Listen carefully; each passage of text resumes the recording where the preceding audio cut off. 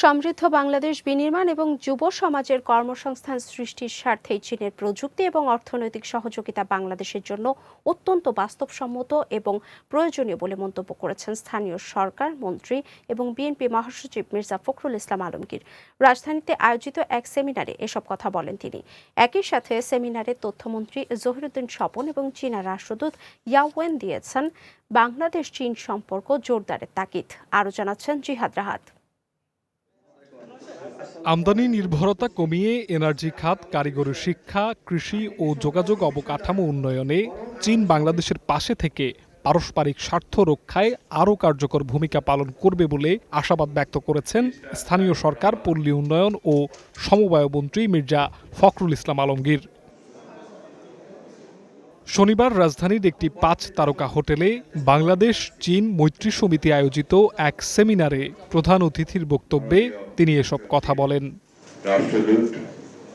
মন্ত্রী বলেন, সমৃদ্ধ বাংলাদেশ বিনির্মাণ এবং যুব সমাজের কর্মসংস্থান সৃষ্টির স্বার্থেই চীনের প্রযুক্তি ও অর্থনৈতিক সহযোগিতা বাংলাদেশের জন্য অত্যন্ত বাস্তবসম্মত এবং প্রয়োজনীয়।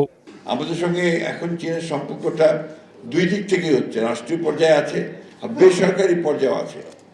চীনে আমি বেশ কয়েকবার গিয়েছি, এখন দেখছি রিসেন্টলি দেখছি যে আমাদের ছেলেরা তারা চীনে যাচ্ছে, চীনে পড়াশোনা করছে এবং সেখানেই তারা প্রযুক্তিগুলো নিয়ে কাজ করছে, ব্যবসা করছে। অনেক ছেলে এখন ভালো ব্যবসা করছে। একই সাথে সেমিনারে তথ্যমন্ত্রী জহিরুদ্দিন স্বপন এবং ঢাকায় নিযুক্ত চীনা রাষ্ট্রদূত ইয়াওয়েন দিয়েছেন বাংলাদেশ চীন সম্পর্ক জোরদারের তাগিদ। Long live friendship between Bangladesh and China, and that's why to extend our friendship I must request His Excellency that he should be one of the architects. China also firmly supports Bangladesh in safeguarding its national independence, sovereignty and territorial integrity, and respects the choice of Bangladesh people. উভয় দেশের উন্নয়ন অংশীদারিত্ব আরও বেগবান করতে দেশ দুটি কাজ করছে বলেও জানানো হয় সেমিনারে। জিহাদ রাহাত, গ্রিন নিউজ, ঢাকা।